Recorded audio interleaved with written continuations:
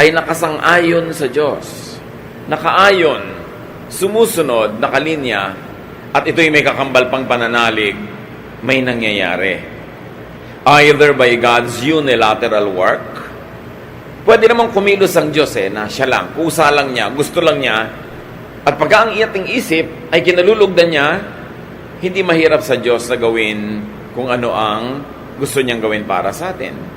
God does not need to be assisted and to be induced and to be convinced to be good and to give us, because God gives and God is good. Your faith makes God do it. Parang sino tayo para pakilusin ng Diyos? Pero ganun ang pagpapahalaga ng Diyos sa tao, bagamat hindi naman tayo ganun kahalaga, pero nagiging mahalaga dahil pinapahalagahan niya, na in reaction to our faith, God moves. Kaya mahalaga na naniniwala. Mahalaga na sumasang-ayon. Kahit nga kumisan sa mga gawaing hindi naman kay Lord ng mga gawain, meron agad magsasabi, o walang mangungontra. Kasi pag may nangungontra talaga, mahirap magkaroon ng power ang any activity. Kahit yun ay civic activity, kahit yun ay religious activity, pag lagi may nakasalungat, mahirap umasenso. So your faith makes God do it. Or by man's work, energized and empowered by faith. Pag ang tao naniniwala, may nangyayari kasi hindi lang siya naniniwala at hanggang doon na lang, kasi ang tunay na paniniwala nag-uudyok sa'yo para may gawin ka. Real faith urges you and pushes you to do something positive about that faith, to act on that faith. Halimbawa, sasakay ka ng bus, may nakalagay na signboard, Quiapo. Naniniwala ka na Quiapo yun, ang pupuntahan, ang susunod na gagawin mo, sasakay ka nga. Kasi naniniwala ka Kasi useless na nag-aantay ka ng bus patungong Quiapo, may humintong bus, nakalagay sa signboard, Quiapo, naniniwala ka na patungong Quiapo yun, pero hindi ka pa rin sumakay. Andar pa rin yun, kahit hindi ka nakasakay, maiiwan ka. Ang tunay na faith may kasunod na action. Sang-ayon sa kung ano ang paniniwala at kung ano ang pinaniniwalaan. And because of faith, you not only believe, but you energetically believe to the point that you are now able to achieve many great things. Pinapalakas tayo ng faith. Pinapalampas sa mga karaniwang kakayanan, pinapalakas ang ating loob, pinapalakas ang ating katawan, dahil doon may na-accomplish. So, ang paniniwala, pwedeng tumanggap ka ng gusto mo galing sa Diyos dahil Diyos lang ang nagbigay, wala kang participation. O yung isang uri ng paniniwala that leads you to action, natanggap mo kasi pinagtrabahuhan mo. Kasi kumilos ka according to your faith. At ayun naman ay may nakaset na laws ang Diyos na pag ito ginawa mo, ito magiging bunga, if P, then Q, then nagtrabaho ka, nagkalaki-laki pa magagandang bagay, natanggap mo ang gusto mo. Mahalaga mananalig. Yung mga iba, kahit ang dali-daling gawin, pag hindi sila nananalig, wala nangyayari Sasali sila sa contest, pero wala naman silang pananalig na mananalo sila. So lamang yung performance nila, hindi talaga nananalo. Kailangan may pananalig. How else do you receive what you want? Kakambal yan sa pinag-uusapan natin kanina. Work. Real faith is active. It inspires, empowers, and moves you to produce what you want. Mahalaga yun. Kaya ang sabi sa James 2:17, bagamat may ibang konteksto sa original use, but the universal meaning is the same. So, faith by itself, if it has no works, is dead. Para ang pananalig na walang kakambal na kilos na aksyon. Nananalig ka, nag-graduate ka, ang kakambal na gagawin mo, mag-aaral ka.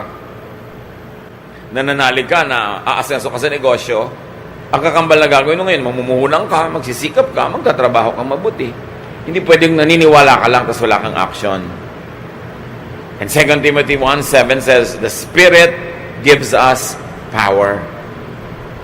At pag in-apply natin sa ating particular interest right now, if you believe the Spirit of the Lord is pleased with you and you are energized, so yung kaya mong gawin, kung hindi ka naniniwalang masyado, nadodoble ang capacity kung talagang naniniwala ka, because faith empowers. Maraming na-accomplish ang paniniwala. In the combination of this, God's unilateral action and your own work have ultra-powerful and effective results. How else do you receive what you want? You ask. Matthew 7:7, Jesus speaks here, ask and it will be given to you. Seek and you will find. Knock and the door will be opened to you. Pag humihingi ka, ibibigay sa'yo. Ang pagbasa kasi ng mga matatalinghagang salita na ito, you've got to get the spirit of the sentence at hindi mo kailangan siyang extreme ang gagawin mo explanation. You mean every time I ask, I will receive? Every time I will seek, I will find? Every time I will knock, the door will be opened? I don't think that's what it means. I believe what Jesus means is this. Well, you want it, you have to ask for it. And if you want it, and you ask for it, and God likes to give it to you, you will get it. But if you want it, God wants to give it to you, but you don't ask for it, it's possible that God won't do it for you. Because there are many things that God gives us without our asking. However, there are specific things that God will not give without being asked. And the point is, we don't know when God will unilaterally, by Himself, do something, and when God wants our cooperation and participation. So para lakihan mo ang iyong possibilities to get what you want, you ask, and you work, and you believe. Dinadamihan mo yung taya, dinadamihan mo yung ginagawa mo, dinadamihan mo yung tanim, para lumaki ang potential na malaki ang iyong maging ani. So, hindi lahat ng pintong kinakatok ka nagbubukas. Pero walang magbubukas kung di ka muna kakatok. So, mahalaga na kumakatok, mahalagang humihingi, mahalagang naghahanap. Hindi lahat ng naghahanap nakakakita ng hinahanap. Pero, hindi mo makikita kung di ka maghahanap. And applied that way, we will understand why Jesus says that. Jesus is teaching people proactive faith. Meron kang dapat gawin. Meron ka dapat participation. But it's no guarantee na pag may ginawa ka, magkukuha mo nga yung buong gusto mo. What is guaranteed is, wala kang makukuha, wala kang gagawin. So ask through words of prayer. At dyan magaling ang maraming mga relihiyosong tao, words of prayer. That's powerful. When backed up by inner faith. Bali wala yung nagpe-pray ka pero bibiglang sa puso mo naman wala kang conviction, mechanical lang yung pagpe-pray, bali wala. Sabi ni Jesus, don't be like the pagans. They think that they will be heard for their many words. Hindi nadadaan sa dami ng salita yan at paulit-ulit. Kailangan bukal sa puso, taos, totoo. There's another way of asking. Ask through any and every other word that is not technically a prayer word. Pwede ka kasi magsabi na ganito Lord, nawa po ang laki ng maging benta ng tindahan ko today. That is asking through prayerful words. But what happens pagka sinabi mo doon sa katulog mo sa tindahan? Ngumiti-ngiti ka naman, maligo ka para maganda ang itsura natin sa ating mga customer. Hugasan mo ang mga plato para malinis, para ganahan sila. O, kailangan maganda ang presentation natin, kailangan masarap. These are words that are not prayer, right? But they are words that also ask God to bless you. Hindi lahat ng prayer yung merong, this I pray in the name of Jesus, Amen. Nagpe-pray tayo tuwing nagsasalita tayo. At hindi ba sabi kung ano pa nagpe-pray mo, ibibigay sa'yo? So gusto mo pala, malaki yung benta mo, nag-pray ka, Lord, lakihan niyo po ang aming benta ngayon. Pero may mga sinasabi ka rin na words that are not technical prayers, but words that are still heard by heaven. Words that can still be blessed by heaven. Kaya pag sinabi mo umagang-umaga, buwisit namang umaga to, sira ng araw ko, prayer yan.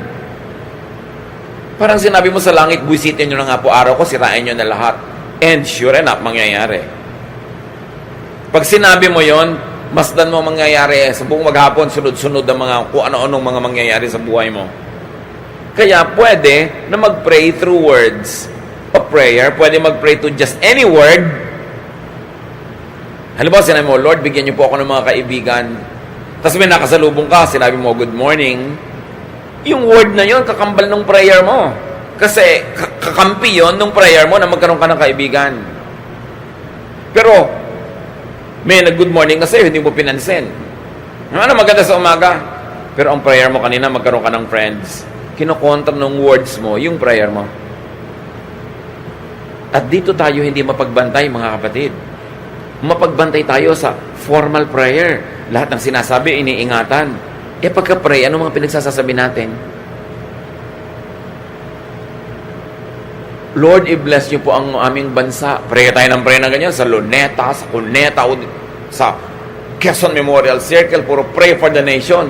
Pero araw-araw, sabi, hay, pesteng bansa ito. Hay, nakakainis. Hay, only in the Philippines. Ano mo ng klase Pilipinas?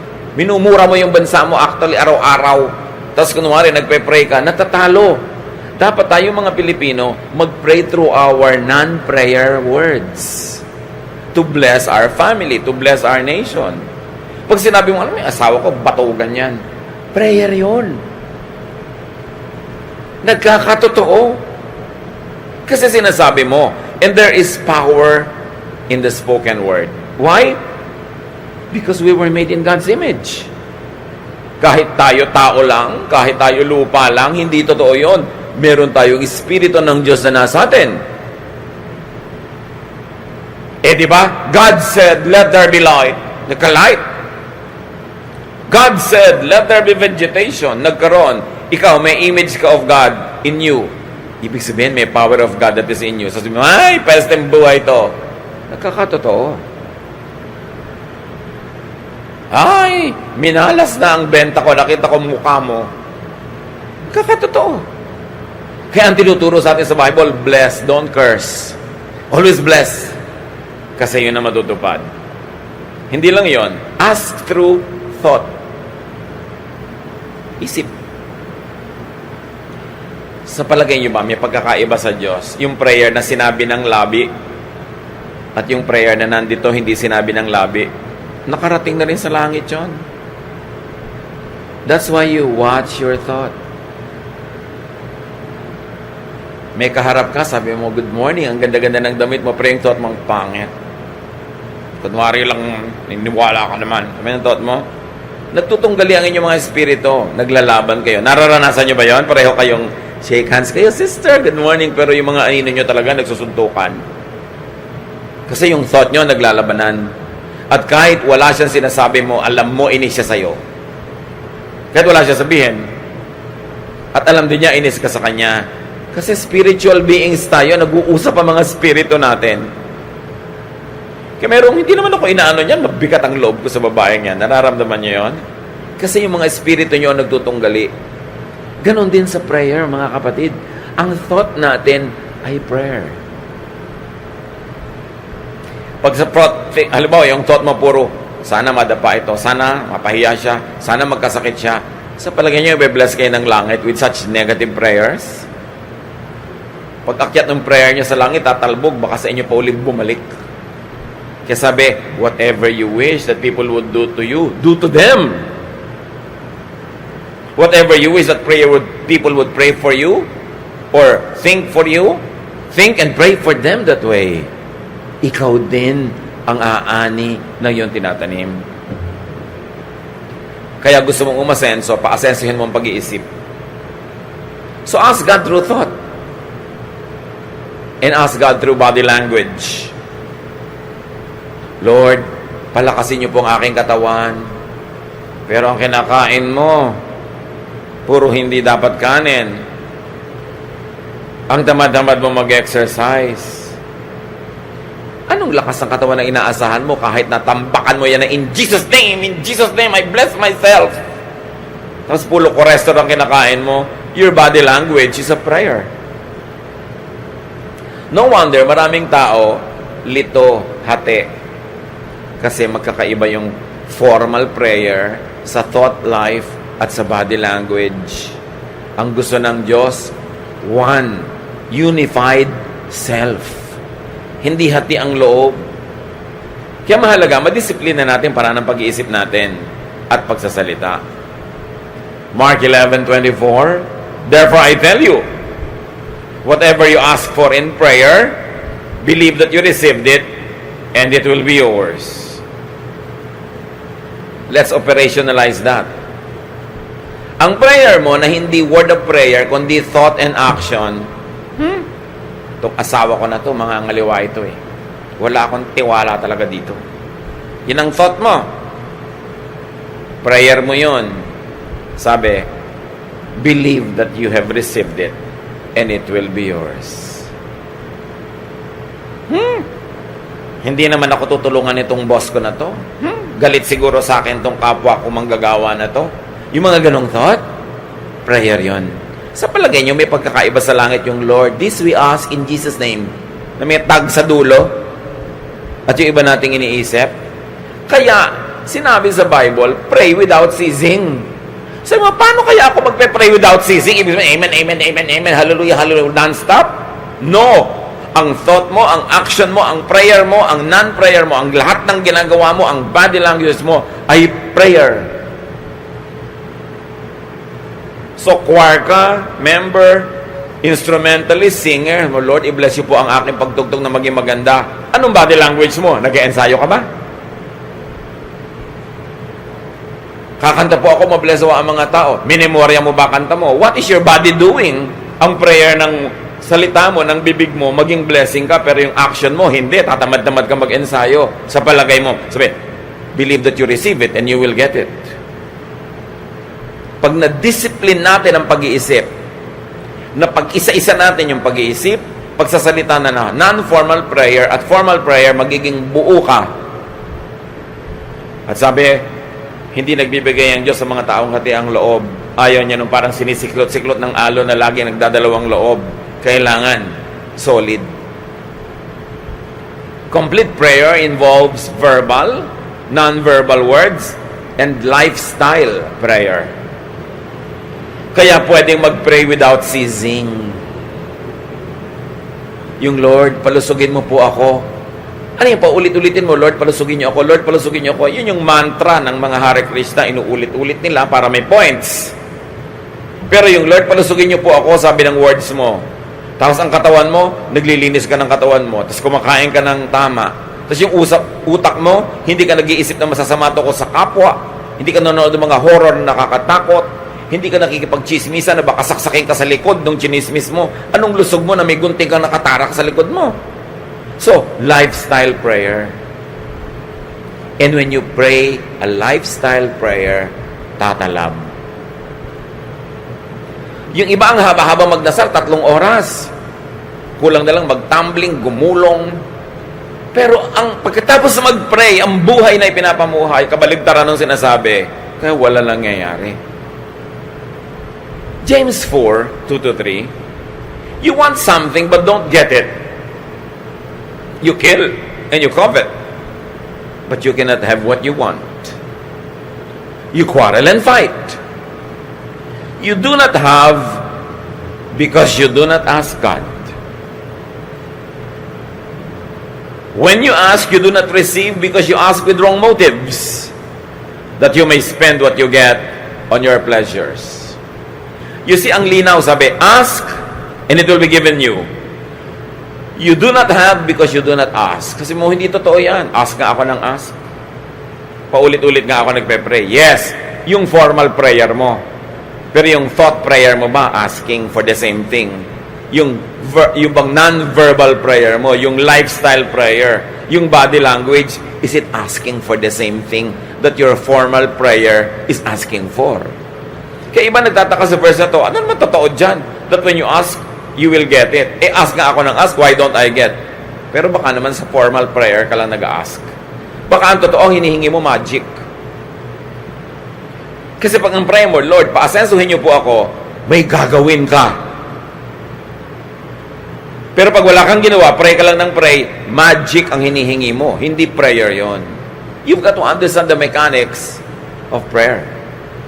Because it is the most powerful force in creation. How to really pray. Now, according to what we have read, what ways are there that don't receive from God?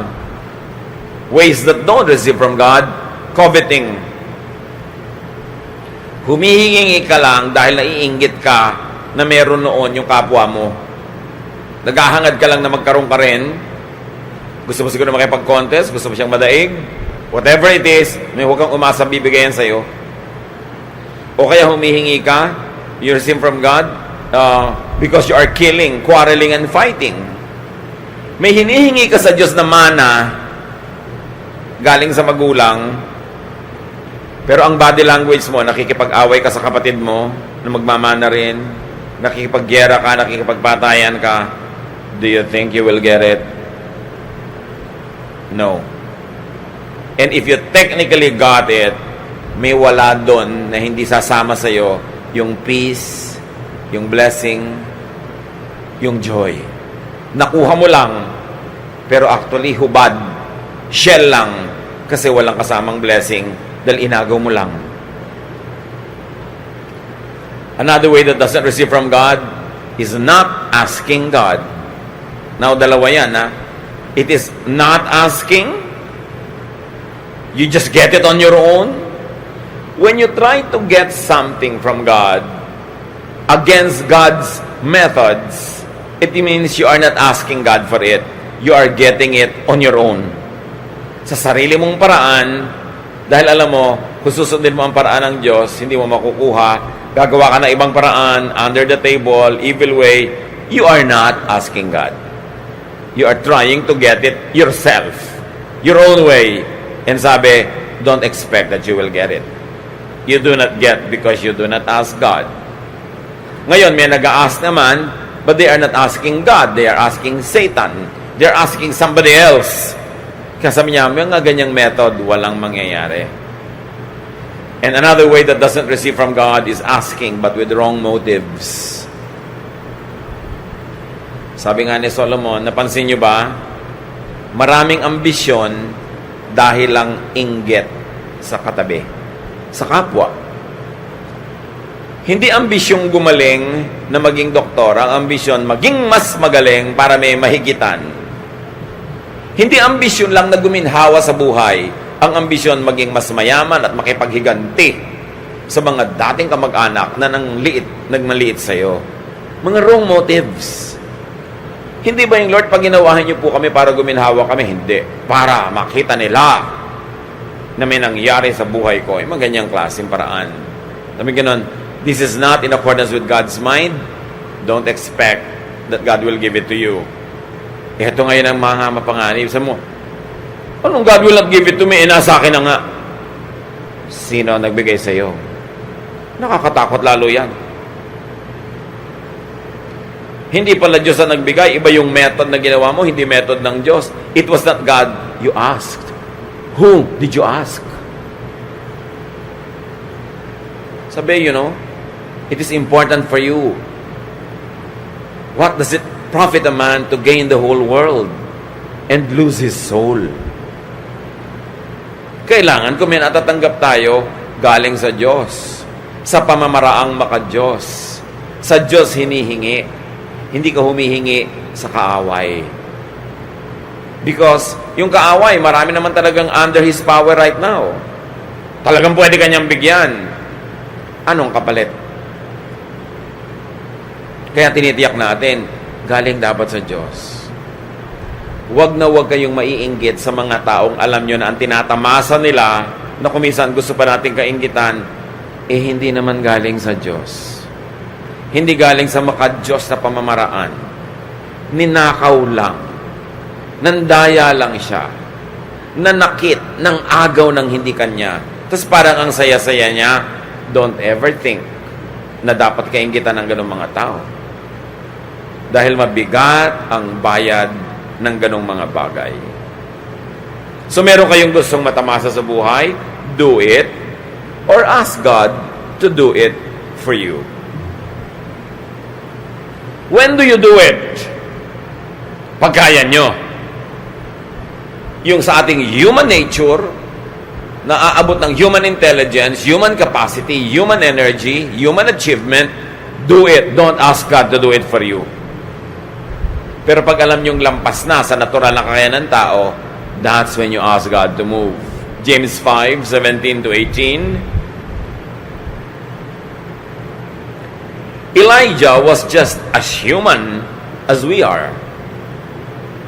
And for 3.5 years, his prayers kept the rain from falling.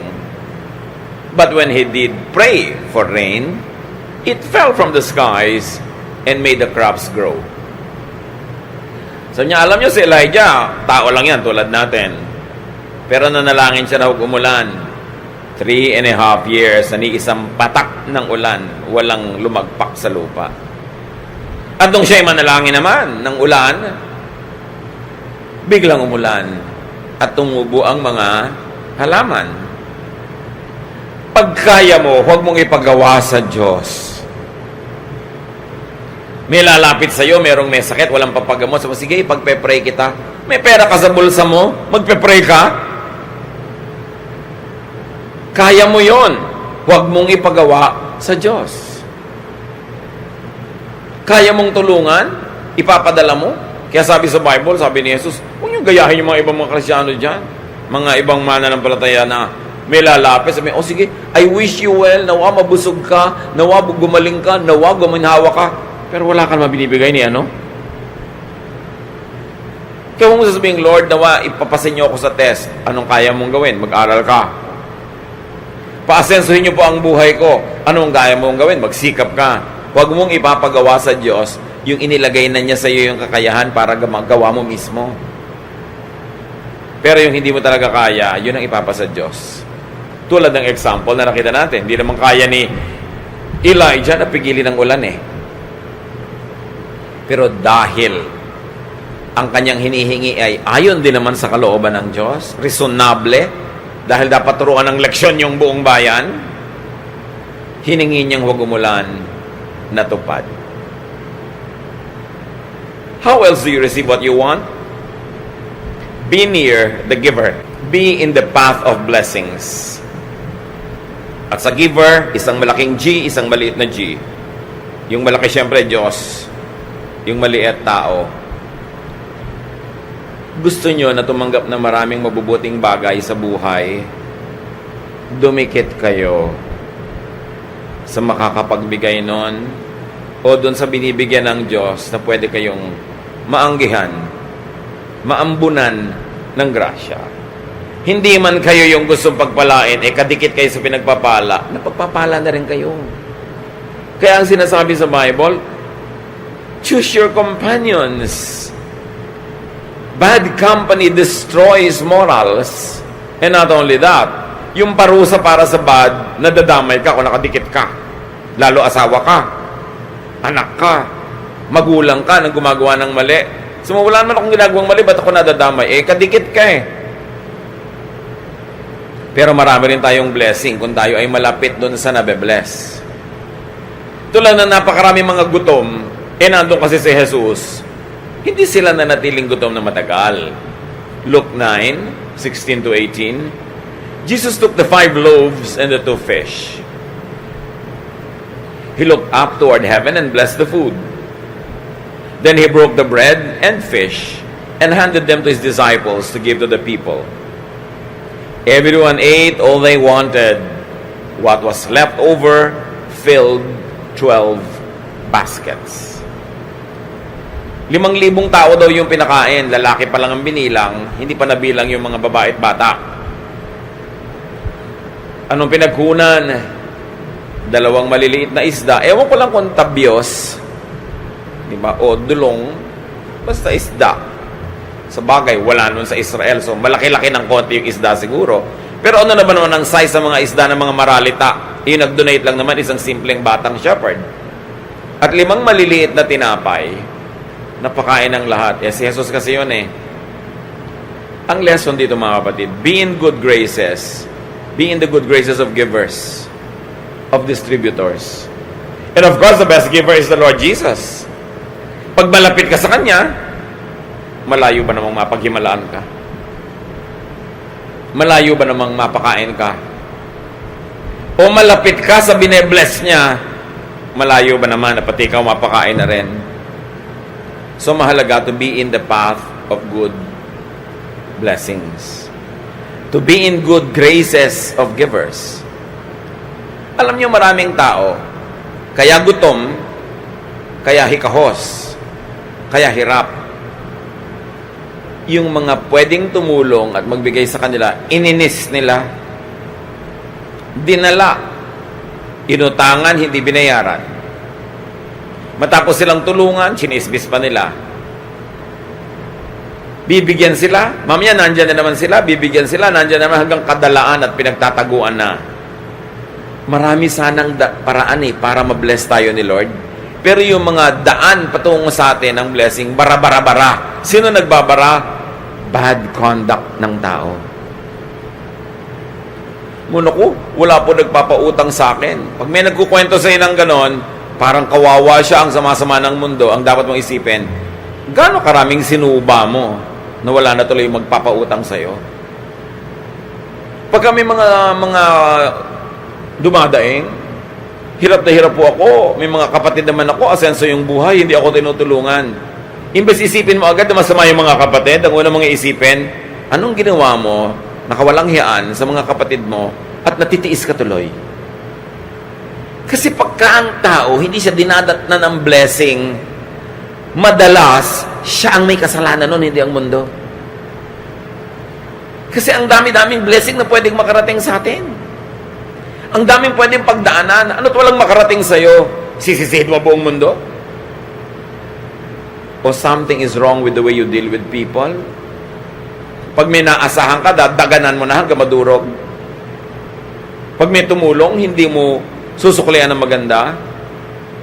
Anong kailangang sunod-sunod, tuloy-tuloy, at pakyaw-pakyaw na mali mong gawin para lahat ng tao sa planeta magkaisa-isang ayaw na nilang tulungan ka? Don't tell me sila lahat ang may mali. Kaya mga kapatid, pag may lumalapit sa inyo, huwag kayo agad-agad naawa, huwag kayo agad-agad nagsisimpatya na wala pong tumutulong sa akin sa dinami-rami ng tao. Ang itatanong mo, ba't kaya siya hindi tinutulungan? Likas naman sa tao matulungin hanggang madala lamang. So do not needlessly oppose, offend, and alienate dispensers and channels of blessing. Sa isang pamilya, usually may isa o dalawang kapatid naman na medyo umaangat-angat. Ikaw hindi makaangat-angat. Huwag mo nang inisin. I-please mo na. Huwag ka nang makipagtalo, makipagyabangan. Dahil ikaw din ang kawawa pagka hindi ka tinulungan. Lumagay ka sa lugar. Merong sobrang mayaman o makapangyarihan, magdahan-dahan ka bago mo banggain. Kasi baka kailanganin mong tulong niya. O kaya, gamitin niya yung yaman niya at lakas niya para durugin ka. Mag-isip-isip ang tao. Ecclesiastes 10:20. Don't even think about cursing the king. Don't curse the rich. Not even in secret. A little bird might hear and tell everything. Empleyado ka, chinichismis mo yung amo mo sa kapwa mo empleyado. Next week, may memo ka, nalipat ka sa branch nyo sa Spratly Islands. Huwag kang magtaka. Bumabangga ka sa pader Di ba? Babanggain mo yung amo mo. Ang daming mga mayayabang na tao, no? Empleyado ka, binabangga mo yung amo mo dahil tinitiisip mo mali siya. Sa mali siya at sa tama siya, she has the gold. And you know the golden rule. Whoever has the gold, rules. Babangga ka, ipagpipilitan mo yung alam mo. Mamaya, ikaw natanggal sa trabaho. Sino ngayon ang gutom? Di ikaw. Dapat marunong ka makibagay, makiayon. lumagay ka sa tama mong lugar. Kasi wala kang kapangyarihan. At kahit may kapangyarihan ka pa, ba't mo naman uubusin sa pakipagbakbakan sa iba? Pareho kayong pagod pagkatapos, pareho kayong lugi. Dapat ang tao, you live peaceable lives. Diplomatic ka. Pinipilit mong huwag may magalit sa'yo. Mga kapatid, tatandaan nyo to. Hanggat maaari, huwag kayong manggagalit ng sino man. Kahit sabihin mo, nobody naman siya, mababa ang ranggo, kaya ka rin niya saksakin ng ice pick sa tenga. Diretso sa utak mo yun. Di ba? Huwag kayong manggagalit ng tao. Hanggat maaari. Kasi ang taong galit, nagkakaroon ng energy against you. Pero kahit may sama ng loob sa yung tao, kung hindi naman galit, hindi dadami yung energy niya to the point na maipon yun, na kaya kanya at gusto kanyang saktan. May mga tao na kahit saan na lang mapunta, may nakakaaway. Bakit ka mga away? Ba't ka makikipag-away? Kasi lahat ng mga makakaaway mo, lahat ng kapangyarihan nun gagamitin laban sa'yo. Tapos eto ngayon, nag-a-apply ka sa trabaho. Siya pala yung clerk doon. Nag-aayos sa mga application form. Nung nakita yun sa'yo, tinapon na sa basurahan. Ikaw naman, abang ka ng call. Wala nang tatawag sa'yo. Kasi may nainis kang clerk. Hindi naman mahirap isipin yung mga ganyan sa buhay. Maraming blessing hindi dumadating. Kasi ang body language mo, ayan na naman tayo, di ba? Sinasabi ng body language mo, ayokong magkaroon ng trabaho. Kasi nangiinis ka ng tao, hindi mo alam, later sila pala may kapangyarihan kung makaka-apply ka or not. Pero ang body language mo, nangiinis ka, pero ang prayer mo, Lord, bigyan niyo po akong trabaho. Pero may natatapak sa'yo, inirapan mo. May nakasundot sa'yo ng payong, hinampas mo. Tapos biglang nagkita kayo, siya pala yung mag-i-interview sa'yo. Tapos ka na. Don't even think about cursing the king. Hindi lang yung king na may corona dito. Lahat ng tao, hari, even for just a few minutes, sa isang sulok ng mundo. At kung nagkataong nandun ka at kailangan mo yung tulong niya, siya yung hari, walang mangyayari sa'yo. Huwag pala away. Huwag nakakainis. Be likable. One, because you're godly. And even if you are not godly, be likable because you are wise. Because when you are liked, people help you. And we all need help to get off, to start off. Sabi nga nila, we all need help at the beginning and at the end. And people help those that they like. Kahit sabihin mo pa na self-sufficient ka ngayon, may kaya ka ngayon, malakas ka ngayon, lagi bang ganyan yon? Yung mga magulang na malalakas, may kapangyarihan kumita ng pera, hindi gamitin yung kapangyarihan at yung tanghaling tapat ng lakas ng buhay nila para mahalin yung mga anak. Ang nakatanim sa puso ng anak, sama ng loob sa magulang. Yung pagdineglect ng magulang, pagpapabaya sa kanila, pagtanda mo, aalagaan ka kaya nila. At alagaan ka man, minimum na lang, wala nung dagdag na mga palabok at pampasarap dahil hindi ka naman mahal eh. So sinayang mo yung pagkakataon na yung mga anak mo, dependent sa'yo, walang ibang pwedeng asahan, mga inosente sa buhay, pinalampas mo, hindi mo tinaniman ang lahat ng mabubuting bagay. At pag naglakihan na sila na hindi mo na pwedeng taniman at baka wala ka na rin namang maitanim kahit gusto mo, doon ka ngayon nangangailangan ng ani. Paano ka? So ako ang prayer mo, Lord, nawa pagtanda ko o kung mga ilangan ako, mahalin ako ng anak mo. Ano yung body language mo ngayon sa anak mo? Iba yung prayer, iba yung body language. Ganon din sa asawa. Ang laki-laki ng pera mo, hindi yung asawa mo i-treat mo. Kung sino-sinong ipapasyal mo sa Boracay. Pagka naman dumuso ka ng dugo at nagkasakit ka, balik-balik ka sa asawa mo. Aalagaan ka ba niyang dala-dala mo sa Boracay na yan? Ako, labo yan. Ang tao sayang, sayang yung lakas, yung pera, yung panahon, hindi iti pinagtatanim ng tama. Kasi akala nila lagi na lang silang self-sufficient. But no.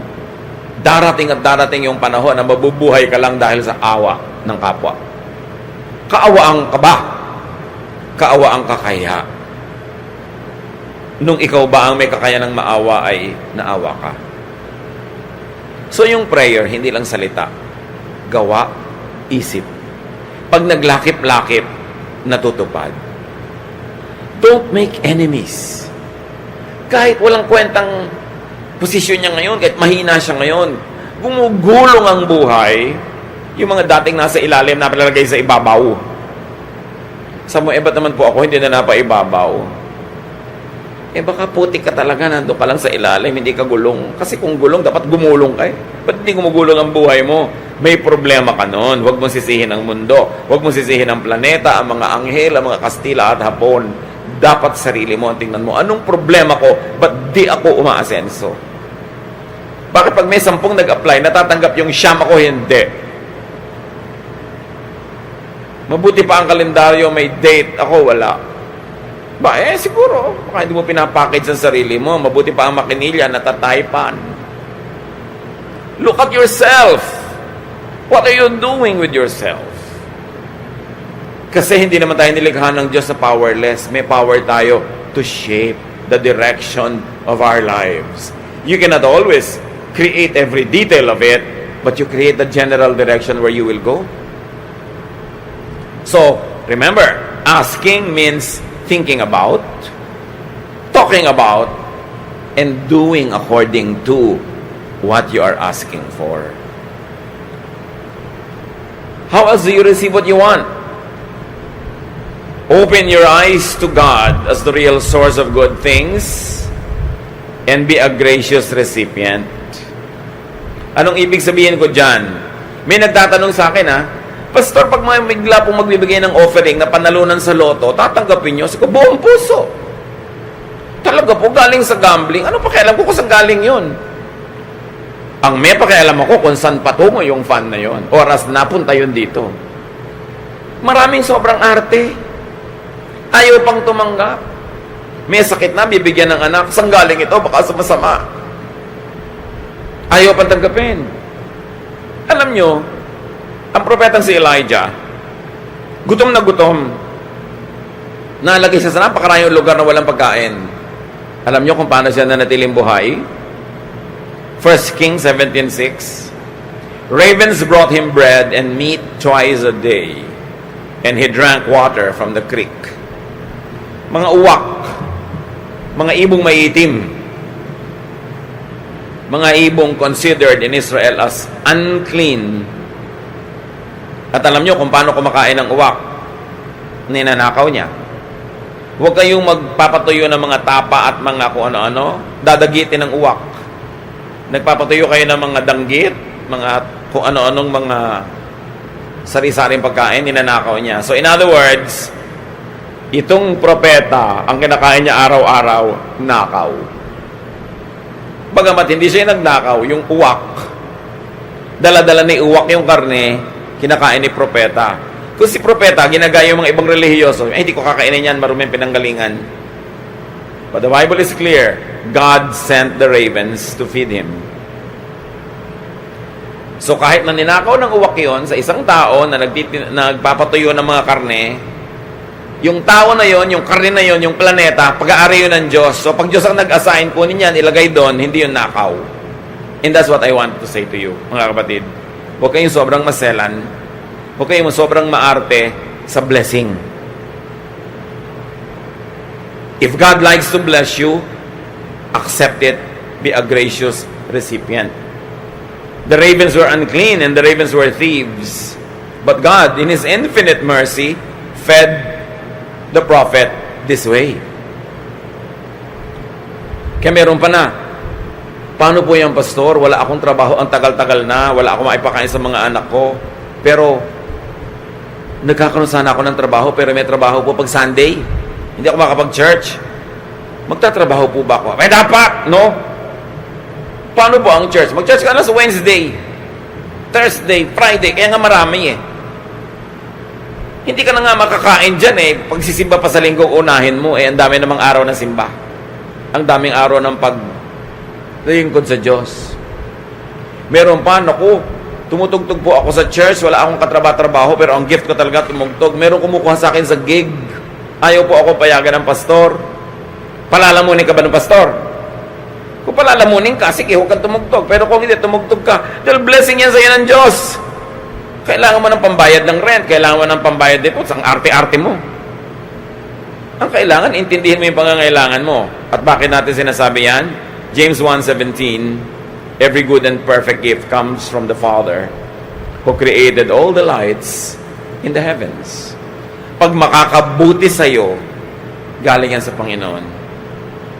Huwag kang sobrang maselan.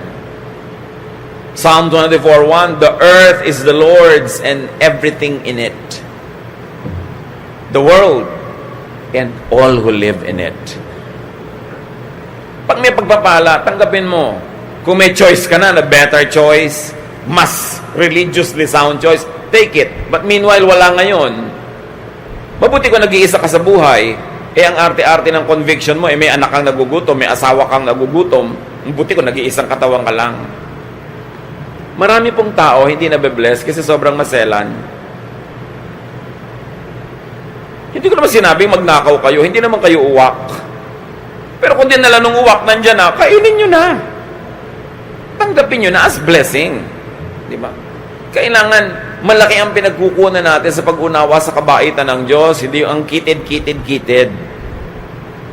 Maraming mga mananampalataya, ang lapad ng kalsada, doon lang dumadaan sa puting lane sa gitna. Pinapaliit ang mundo, samantalang malaki dapat. Ano pang pwede mong gawin para ma-impress mo ang Diyos sa kalinisan mo? No one is righteous. Not even one. So when God wants to bless you, be a gracious recipient. Apply this in your life and receive what you want. But remember, you do not have because you do not ask. And to ask is not only to say it with your words, but to think about it, to work on it, and to be faithful to it every waking moment and sleeping moment of your life. And when you do the best, according to God's will, and because God is gracious, there is no doubt that God will give you what you want. Hindi ipaghihirap ng Diyos na bigyan ka. Hindi ka bawasan sa Kanya dahil lilipat lang from one place to another. Yung pera lilipat lang from this to your bulsa. Do you think may mawawala sa Diyos doon?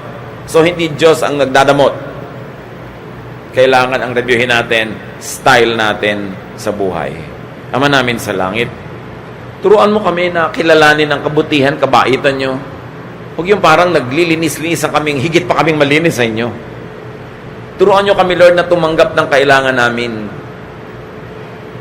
Makilala ang iba't ibang panahon ng buhay na mayroong emergency, may time of plenty, may time of urgent needs. Maka-adjust kami doon.